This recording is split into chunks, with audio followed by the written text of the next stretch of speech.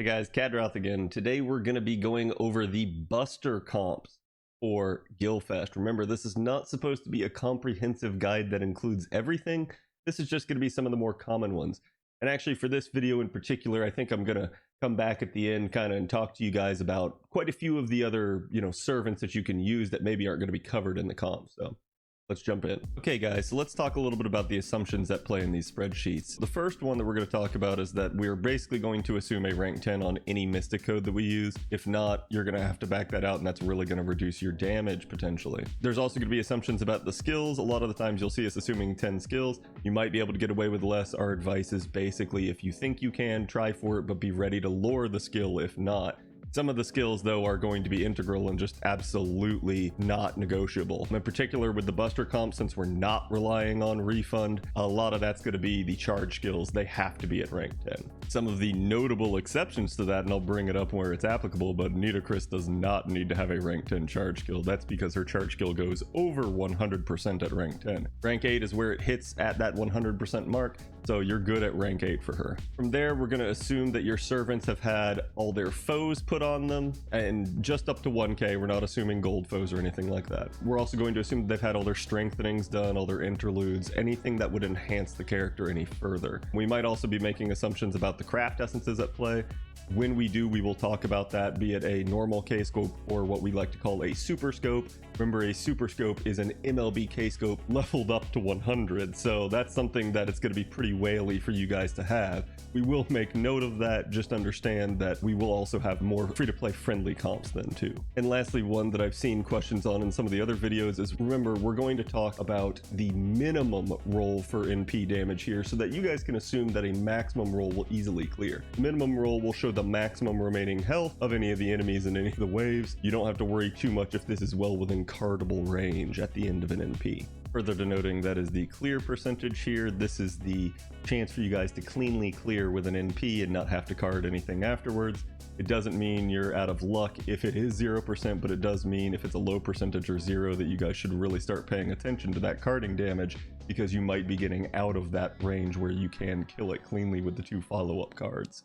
Okay, so first up, we're going to be dealing with the preliminaries. This is the first node that you guys will encounter. It is full of berserkers and lancers. At play here, we've got a Nitocris double Artoria NP comp. Basically, we're going to be taking Waver and Merlin. We're going to be using the plug suit. Nitocris is going to handle the first wave, and Artoria is going to handle the follow-up 2 waves. The beauty of this comp is that not only are we not having to use a SuperScope, we are capable of charging our way through and obliterating the final 2 waves with only a NP2 Artoria. Remember, as long as you've done all of her upgrades, as long as you have foed her, and as long as you have the skills at 10, you should be fine. And you might even be able to get away with less than 10 on the first 2 skills since they don't affect her charge. Just be very careful, as that card range will start to go north. And I'm going to tell you that just about anything that's not an Artoria card might struggle to kill, especially against Romulus. The good news is, with an Artoria comp,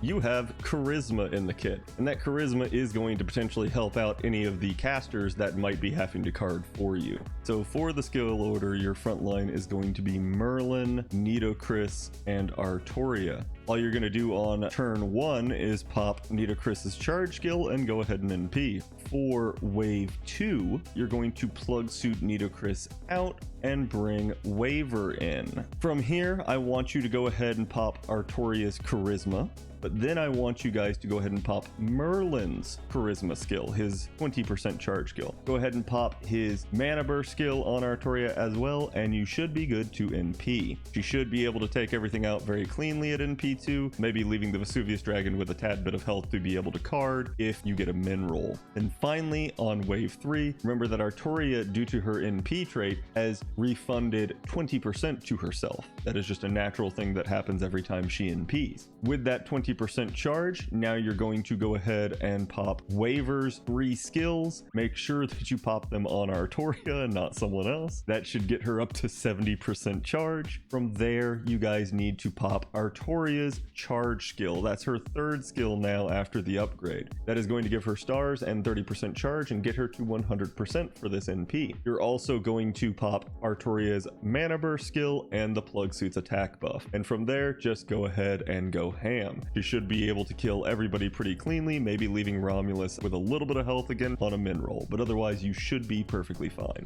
Now for the next comp, this is the same deal as the Artoria comp, only we're using Mordred. And the only difference, as you guys can see, is yes, we're still using NP2 Mordred, but oh crap, we're ending up with a little bit more HP left over. Especially in this Buster comp, when we're dealing with these being Lancers that are left alive and not, say, the Berserkers, your casters are not going to be able to hit hard enough in these cases to actually help you out. So you're going to be really hoping, especially on Romulus here, that if you get a min roll, that you are left with a Mordred card. If you're not, you're going to have a hard time killing. Thankfully, with all the buffs on Mordred, a Mordred card should be able to do the trick regardless. Again, if you get shafted and get all Waver and Merlin cards, you might be in trouble. Thankfully, you will still be having some charismas flying around, and that's part of the reason that we're not popping them on the first wave with Nitocris. She just simply doesn't need it in order to be able to kill. Keep that in mind, that we're actually trying to protect you if you do end up in a 4-turn scenario by making those 3-turn buffs last into the 4th turn. The other good news about a Mordred comp here is that you don't have to level up the middle skill. Her middle skill doesn't have its upgrade yet on NA, so you're fine. You just need her at 10x10. And even then, like, we could argue if you had a higher NP level of Mordred, perhaps you can get away with non-rank 10 on the Buster up skill.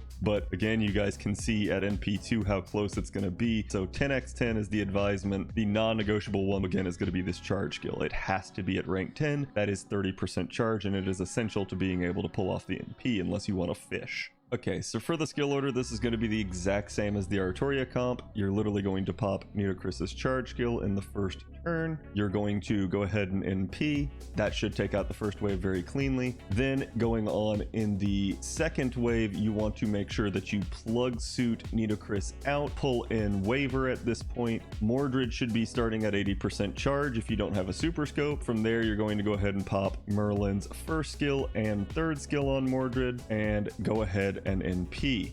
Remember, the other annoyance about this comp is that you will not have charisma to help out the casters. So while they will have their own charismas flying around, you will be lacking one other one. So Mordred comps with carding are going to be a little bit more difficult than Artoria comps with carding, and that's why Artoria is going to be the normal suggestion if you have them equal. Now that you've NP'd the second wave, you should be on the third wave. Mordred, just like Artoria, will have refunded 20% due to her NP trait. You should be good there at that point. So literally go ahead and pop all of Waver's skills on Mordred, then go ahead and pop Mordred's third skill. That's her 30% charge. That'll get her up to 100, and go ahead and pop her Buster up at this point. And then lastly, the plug suit's attack buff. At this point, you're safe to go ahead and NP and just watch out. Make sure that Romulus doesn't live with too much health.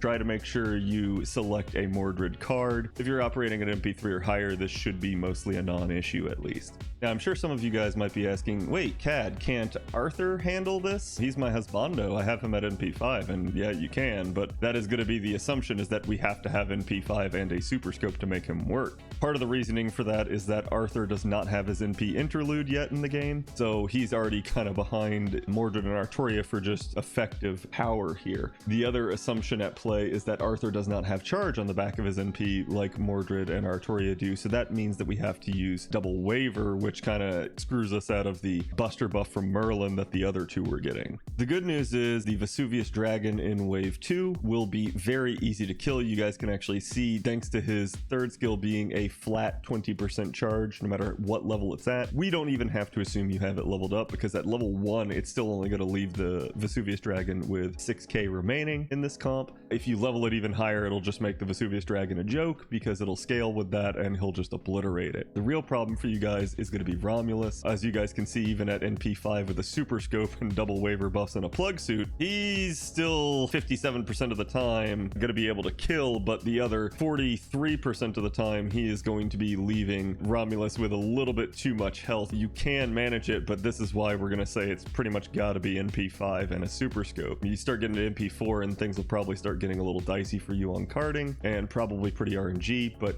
at least that might be a 4-turn for you at that point and still possibly worth it. Don't fret too much if you can't quite pull this comp off, but just understand this is why this assumption is so much higher than the other 2 comps. So now for the skill order for this comp, it is going to be a little bit different. We're still going to go ahead and charge Nito and have her take out the first wave without any external help. So go ahead and do that in P and kill, and you're good for wave 1. Wave 2, you're going to want to plug suit that waver in. Just understand that you can't use any of the waver skills here because you're already going to need him for the charge on the back end. So we're starting with the SuperScope with Arthur where he's at 100%. You're going to go ahead and pop Arthur's, ironically enough, his charge skill, but that is his anti-large skill. That's going to help him take out the dragon in wave 2 and go ahead and NP. For wave 3, this is where it's going to get tricky. You're going to pop all the waver skills on Arthur, get him to full charge again, pop Arthur's mana burst skill at this point, and then go ahead and pop the plug suit. And finally, you're going to NP here. This is, like I said, where you're going to end up in trouble against Romulus, depending on a low roll or not. But again, it should work. If Arthur's your husbando and you happen to have NP5 of him, go for it. You actually can get away with using him here. And the last comp I'm going to show you guys for the prelims, and this one's actually kind of hilarious, is we're going to do a triple Artoria comp. This one is pretty fun. You can make it work with Mordred, but it's got to be NP3, whereas Artoria would only have to be NP2 again. The assumptions at play here is that Artoria handles all 3 waves herself instead of Nitocris. So if you wanted to gain bond with Artoria rather than Nitocris, who might already be bond 10 or something, here you go. Now we are going to assume a SuperScope here, mostly for the damage, not actually the charge. You can get away with a regular KScope in this comp. There is enough charge here with double waver Scotty or double Scotty waver. Just understand that you're probably going to have issues when it comes to damage output. If you're not using a SuperScope and you want to pull this off, you would need probably a higher NP level of Artoria. The asterisk at play up here is because depending on who the 3rd support is that you bring, either Waver or Scotty, Waver only needs that 3rd skill at 10. Scotty would need both the 3rd and 2nd skill at 10 because that's going to be her defense down. Also understand that if you're using a normal scope, you're going to have to distribute this skill order here on Scotty and Waver where their charge is a little bit better than what I'm going to advise. I'm going to talk you guys through the SuperScope comp. So for the skill order on turn 1, you're just going to go ahead and pop Artoria's Charisma.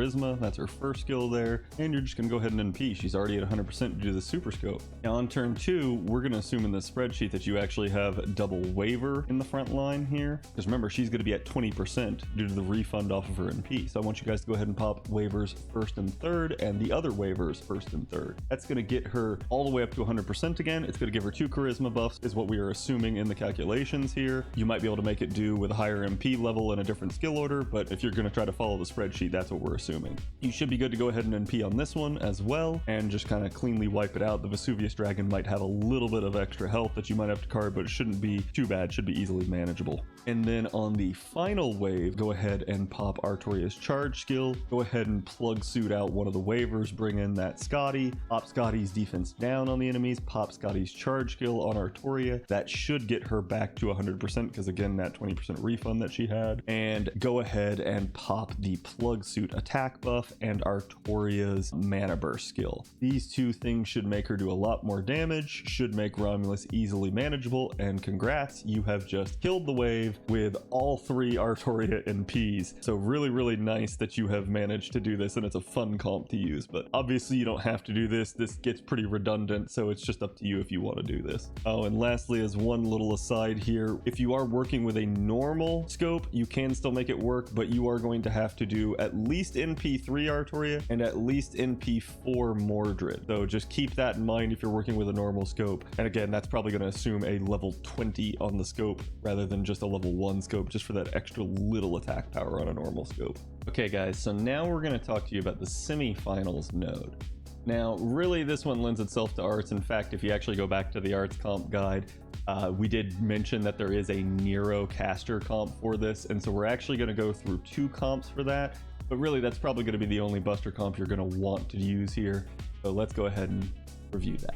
Okay guys, so for the first Nero Caster comp here, this is a MLB damage CE comp with 5 Lotto Drop Craft Essences. We're going to be doing back-to-back Nitocris NPs with Caster finishing off the final wave with that damage CE. The important things to note is we have to be using double waiver. You cannot get away with Scotty in this because you otherwise won't have enough charge for Caster. And Caster herself is going to have to fish for 10% charge in one of the first 2 turns. Should be a little bit easy due to all the art cards flying around, but again, you could get shafted and just never see any NP gains cards for Caster, so just be very, very careful with this. Otherwise, though, it should be pretty consistent. The domestic Orochi could give you a little bit of trouble in the second wave, but we are only assuming NP3 with a non-MLB drop C. So if you had an MLB drop C, this would help it some, and if you had a higher MP level of Nitocris, this would help it some. Given your need to actually card with Caster here for the charge, if you get Caster cards here, this 15k should be nothing since she has that MLB damage C on.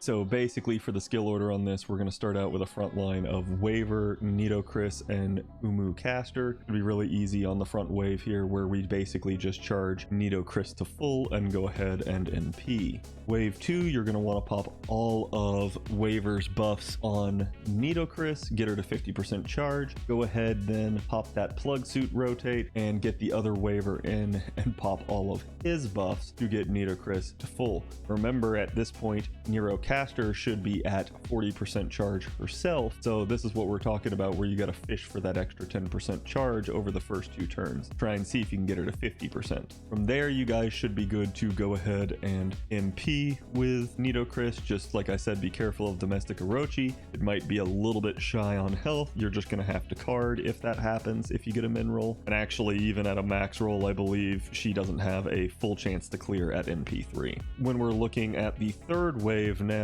Nero Caster should be at 50% if you manage to get 10% with her cards at some point. You're going to go ahead and charge Caster to full with her first skill. You're going to go ahead and pop her second and third skills on herself to increase her damage. And you're going to go ahead and pop the plug suit attack buff. From there, just go ahead and NP, and with that MLB damage, she should absolutely obliterate Khadroth and Danzo at NP1. So, good job. Now, here's the next comp. And the next comp is just a normal 5C comp, no MLB damage C. We are assuming KScope on Caster, and because of that, instead of the damage C, we're having to bump this up to an NP3 at this point. This is not a SuperScope at least, but this is going to require that much higher NP level here rather than NP1 with the damage CE comp. The good news is, because of the KScope and the starting charge here, we only need 1 Nitocris NP for the first wave, and only NP1 then is required to be able to kill that front line. This also gives us a little bit of flexibility in the supports. You are going to have Merlin for this if you don't have the MLB K-Scope, and honestly, even if you do have the MLB K-Scope, we still probably recommend it for the damage output. But this does give you flexibility as to who the other support is that you'll be taking. You can see the issue with this one is going to be Danzo at a 3% chance to kill with 29k HP remaining here on a min roll. Most of your NP shouldn't be a min roll, but if you end up in that scenario, you could get in a bad spot for trying to card. But just remember, guys, that we're basically dealing with all assassins here, and we're dealing with an entire party of casters. You still, even with cards, have a pretty good shot at being able to kill that, especially with all the buffs flying around. Again, if this turns into a 4-turn, don't be too upset about it. It should be an easy mop up after that.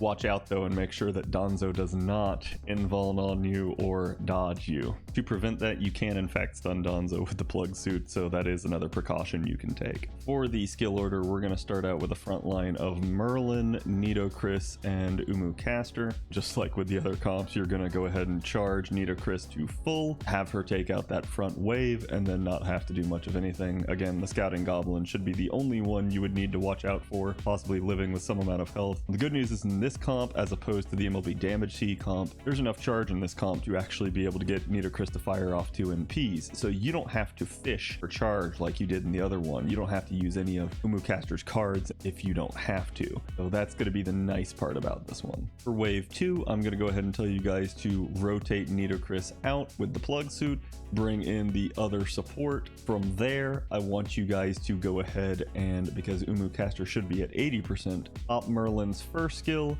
pop Merlin's third skill, and basically pop Caster's second and third skills as well. That's going to get a lot of damage flying out there in the second turn and should make you easily able to clear at NP3 Domestic Orochi. You guys should easily obliterate the second wave here. Now for the third wave, you're going to go ahead and pop Caster's first skill, get her up to 50%. You're going to go ahead and pop either all of Waver's skills on Caster, or if you're using Scotty's charge skill and defense down on the enemy.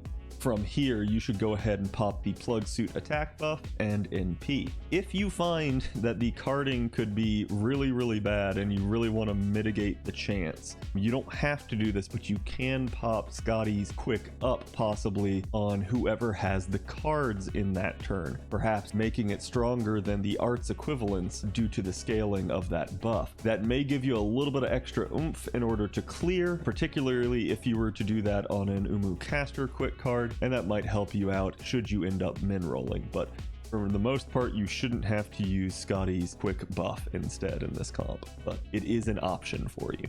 Okay guys, so now we're going to be doing the finals comps, and in the finals comps we're going to be dealing with both assassins and sabers now, so we're going to trend mostly towards the archer category with these buster comps.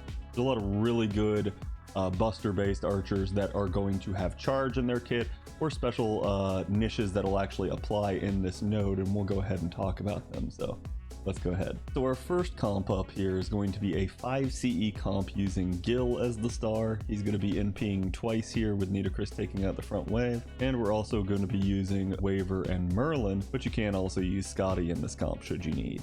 Now remember here, some of the assumptions are we're not even using an MLB drop CE on Nito, so if you see the 1k remaining over here on Nevada Neo in the front wave, don't be too concerned about it. That is both well within the cardable range, and also the reason for it is because of the attribute of these enemies basically making Nitocris only 90% effective against them instead of 100% or even 110% effective. Again, that's going to be one of the assumptions. We're also going to be assuming a SuperScope on Gil, but only NP2 Gil, thankfully. So if you had a stronger Gil than this, you might be able to get away with less than a SuperScope. Just understand that the charge is going to be a commodity in this comp, and basically if you had less than a SuperScope, you would have to run essentially double Waver or Waver Scotty or something like that for the supports. That is going to cost Gil in the damage department then, because you wouldn't have Merlin. But so the good part about this comp is you can take Merlin. Merlin's going to add a lot of extra attack to this and basically make even just NP2 Gilgamesh possible for this. You're going to see Asaka Behemoth has a slight chance to live here with 98% chance to kill, but only 400 HP remaining. Again, you should be fine assuming Gil's skill levels at 10x10. No NP refund is necessary, so you don't even have to worry about Gil's middle skill here. So as long as you have rank 10 on Merlin's first and third and rank 10 on Waver's third, or if you're using Scotty for second and third, because you're going to need that defense down in the final wave. That's another thing to talk about. Gil is pretty handedly taking out the middle wave here, so assuming that you ended up in a bad situation with a low MP roll and you were using Scotty, I would still tell you probably need to do the defense down on the third wave rather than the second wave. The second wave, again, the enemy that would be remaining alive is probably that saber that Gil will easily shred otherwise. So for the skill order now, you're going to be starting out with a front line of Nitocris, Gilgamesh, and Merlin. Basically the same as all the other comps you guys have seen in this video. Nitocris is just going to charge herself to full and take out that front wave. Again, like I said before, don't worry too much about the enemy remaining with HP. Should be easily capable of dispatching that no matter whose cards you get. It's just due to the trait damage, with Nitocris having disadvantage against this particular set of assassins. So now in wave 2 here, you're going to go ahead and take Nitocris and plug suit her out for the other support caster, be that Waver or Scotty. But all you're going to do here is basically pop Gil's Charisma now, and then take Merlin's Buster card buff and go ahead and pop that on Gil as well. From here, you're safe to go ahead and NP. And you should easily wipe out everyone in the wave, even with a min roll, because the highest health enemy is going to be a saber. And then lastly, we're going to end up in wave 3 here. You're going to go ahead and pop Gilgamesh's charge skill. That should get him 30%. You're going to go ahead and pop Merlin's first skill now. That should get him to 50% with another attack buff on it. And then you're going to pop either all of Waver's skills, or if you're using Scotty, you're going to pop Scotty's defense down and her charge. One thing I will caution you about using Scotty's defense down on this wave is, again, you might run into a scenario where it gets resisted. So you guys should probably prefer Waver in these comps rather than Scotty if you can get away with it. But from there, all you have to do is pop the plug suit attack buff and go ahead and go ham. And you should be able to obliterate just about everything here as well, with only Osaka Behime being a little bit of a concern with a small amount of health remaining on a min roll NP.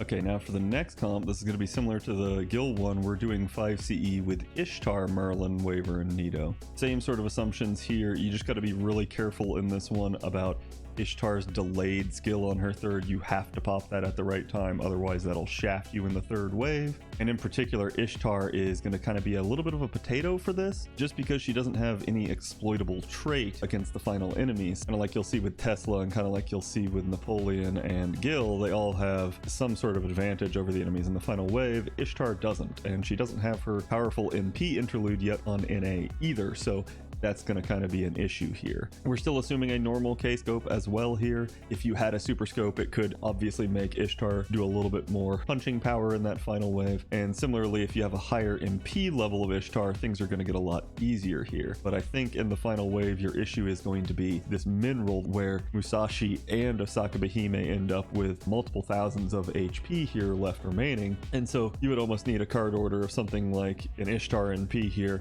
and then an Ishtar Buster to basically be able to take out Musashi right there, and then possibly even a good card or maybe even a crit coming out of the back end on Osaka Behime from one of the support casters. So that's going to be a little bit spicy for a lot of people. Just understand it will get better with higher MP levels, but it might not be altogether manageable either. If this is your best option, this could work for you. So for the skill order for Ishtar, we're going to start with a front line of Nitocris, Ishtar, and Merlin here. And basically how you're going to want to do it, again, just the same as all the others. Nitocris charges herself to full and handles that front wave. Just remember, again, Nevada Neo is not going to be a huge issue for you with only 1k remaining on a min roll. A lot of that is just due to the trait disadvantage that Nitocris has against this particular type of enemy. From here, on wave 2, you're going to have a lot of skill activations. So basically, we're going to take Nitocris and plug suit her out for the other support caster, be it Waver or Scotty. You're going to want to pop Ishtar's first skill here. You're going to want to pop Ishtar's third skill here because that's the delayed charisma, and then you're going to want to pop Merlin's first skill for the charge to get Ishtar to full if you don't have that SuperScope, and then you're also going to want to pop Merlin's third skill to give her that buster buff, and that should allow her to cleanly NP here. And other than a min roll on Arizona Neo, you should be pretty okay, and you might just have to do one card to finish that enemy off. On wave 3 here, Ishtar's delayed attack buff should finally activate. That should give her a very powerful 50% attack up. From there, you're going to want to use her middle skill, that's her 50% charge skill, to get her to 50%. Then you're going to want to pop all of either the support waivers buffs on her, or if you're using Scotty's third skill, which is her 50% charge on Ishtar to get her to full. And then if you're also using Scotty, pop the defense down in this wave as well. From here, all you have left to do is pop the plug suit attack buff and go ham. Like I said, your big concern here is going to then be, what do you do if you end up in that min roll? And you guys really need to be making sure, if you're operating with that base minimum in P3 Ishtar, that you're going to need to kind of pop the cards in a different staggered order so that you don't end up in a scenario where they both live and you've done all of, let's say, an Ishtar Brave Chain or something like that, and she just obliterates one of the enemies and doesn't give you a good chance at killing both. Again, at higher MP levels, you'd have a much higher chance to clear, but NP3 is the minimum value that we can recommend here. Okay, now we're getting into a 5 CE comp here with Napoleon, and you guys will notice it's the same as the other ones, but this one's going to assume a SuperScope here, mostly because of the fact that, unlike Ishtar and Tesla, Napoleon is going to be a little bit more like Gil, where he is relying upon the 30% charge. So he gets less charge for himself, and that's going to require a better craft essence here to work. The good news is Napoleon has anti-divine on his MP, and that's why you actually see him 100% killing Osaka Behime here, because she is divine trait. So even though he actually doesn't cleanly kill Musashi, who he should be effective against the entire time, Osaka Behime, they end up having roughly the similar amounts of effective health just because of that. But he should just barely be able to kill Osaka Behime, and then maybe have to card out on a min roll Musashi. So 92% chance to clear on Musashi is a really, really good stable comp, and that's why we recommend NP3 here. We understand that Napoleon is a bit of a newer unit, and so it's going to be harder for some some of you guys to have maybe a higher MP level of him, but just again, understand that if you do have even higher than MP3, this is just going to all become 100% and be relatively easy. The thing you're actually going to need to watch out for is going to be that Arizona Neo in the second wave, where he has a 0% chance to kill it outright, and that's just going to be due to the fact that, again, you're not going to have all your buffs active in turn 2. So for the skill order, we're going to start out again with Nitocris on the front line, Napoleon, and Merlin. You're going to want to basically just charge Nitocris to full and have her take out that front wave. Remember, she might struggle a little bit with Nevada Neo. Don't worry too much about that. It's well within the cardable range on a min roll, and then most of the time, 82% of the time, she should cleanly kill it. For wave 2, you're going to want to go ahead and plug suit out Nitocris, bring in the other support caster here, be it Waver or Scotty. From there, you're going to want to pop Napoleon's charisma buff. You're going to want to pop Merlin's buster card buff on Napoleon, and you're just going to go ahead and NP here. Be careful, watch out for Arizona Neo. That thing could end up with quite a bit of HP remaining, so just be very, very careful and make sure you have your cards in play to be able to take it out. And then lastly, for wave 3, you're going to go ahead and pop Napoleon's charge skill on himself. That's going to get him to 30%. You're going to go ahead and pop Merlin's first skill. That's going to get him to 50%. And if you're using Waver, you're going to pop all of Waver's skills on Napoleon. If you're using Scotty, you're going to pop Scotty's charge skill on Napoleon and then Scotty's defense down on the enemies. And then from there, all you have to do is plug suit and go ahead and NP. And Napoleon should very easily be able to clean up the third and final wave there. It's actually going to be wave 2 that you need to be very careful of in this comp. All right, so for the last comp we're actually going to show you guys for the finals here, we've got a 5 CE with Tesla now.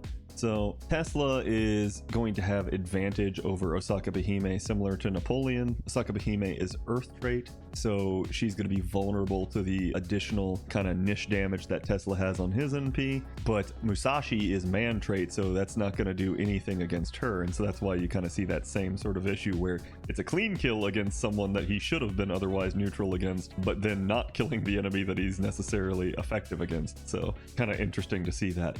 But the other big concern, and I'd say the elephant in the room when it comes to using Tesla, is his RNG middle skill. That is his NP damage up.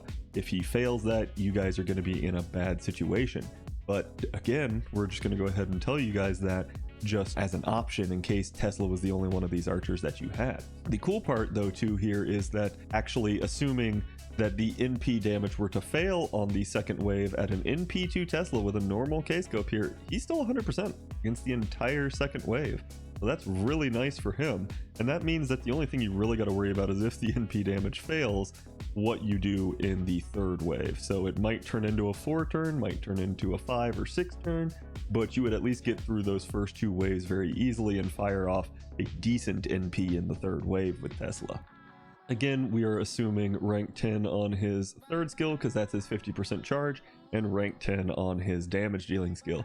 You guys really don't want to skimp on this because you guys can see what'll happen if you do fail. And then again, if you had a higher MP level of Tesla, it would obviously help you out in this failure scenario. In fact, I believe at NP4, even if he fails the NP damage up, he would still cleanly kill Osaka Behime. You would just struggle at that point with Musashi. If you had a higher MP level of Tesla, it can help you here. We're also pointing out this time that, yet again, you can use either Waver or Scotty for the other support caster, but we are still stuck crutching on Merlin. The other assumptions here is just a normal drop CE on both them and Nitocris, and actually just MP1 again on Nitocris to be able to take out that first wave. So this should be a easy comp for most of you guys with at least an NP2 Tesla to be able to handle. For the skill order here, you guys are going to start out with Nitocris, Tesla, and Merlin in the front waves. Basically, you're just going to charge Nitocris to full. You're going to go ahead and NP and take out that front wave. Nevada Neo might be your issue here with an 82% chance to clear. If you end up with a min roll, you should be fine though. 1k is easily cardable no matter whose cards you get. Don't worry too much about the front wave with Nitocris. Wave 2, you're going to want to plug suit that Nitocris out, bring in the other support caster, be it Waver or Scotty. From there, because we're dealing with a normal KScope, you're going to want to go ahead and pop Merlin's first skill to get Tesla to 100%, and then Merlin's third skill to get Tesla that Buster card buff. The good news is here, Tesla's improved middle skill, if you've done all the strengthenings for it, gives a guaranteed 20% attack buff for 3 turns, and has the RNG NP damage buff for 3 turns. You are safe to go ahead and and pop this in the second turn, and we do encourage it because again, it makes it a 100% clear. So please be sure you pop that here, and then you should be fine to go ahead and NP and just wipe out the second wave. For the third wave, you're going to want to pop Tesla's third skill finally. That's going to get him to 50% charge. From there, you want to take, if you're using Waver, all of his skills and pop them on Tesla. If you're using Scotty's third skill and pop that on Tesla to get him to 100% charge, and then Scotty's defense down. Just remember, Scotty's defense down does have a propensity to fail, especially against servants who might have latent magic resistance, so be very careful with that. You can also use Scotty's quick buff to help out with carding should the need arise, but it shouldn't be required in most circumstances. From there, all you got to do is pop the plug suit attack buff and go ahead and NP. Remember, the thing to watch out on wave 3 is what happens if Tesla's NP damage up failed in wave 2, because that tells you you're going to have a hard time in the third wave. So just keep an eye out for that and card accordingly in order to help yourself out for the potential 4 turn you might have to suffer through. Okay guys, now for the last section, I wanted to talk to you a little bit about some of the other units that you guys might see mentioned in some of the guides that are out there. There's a lot of low star units that you guys can use for economy value here and just trying to help you out possibly clearing that first wave. One of those in particular is going to be Avicebron. Avicebron actually has a charge skill that scales up to 80%. So if you think about this in the semifinals and finals, he's going to be really good because those front waves are all assassins. The issue I think most people are going to have using Avicebron is going to come down to his skill mat requirements. If you guys actually go look at them, he requires at a high skill level both just a crap ton of bullets as well as some ice, so most of you guys are pretty low for that, especially after some of those nice summer units came out that maybe used them. The good news is I believe with a rank 6 of his first skill there, that's his Buster Up and Arts Up skill, he should be capable of taking out the semifinals or finals wave as long as you give him a Waver attack buff. So any of those should be capable of making Avicebron an effective unit for you. And at least if you're dealing with double Waver or something like that, where he's maybe getting some overflow charge from the double Waver rotation, get him that 40% extra, you can actually get away with a rank 4 charge skill with him.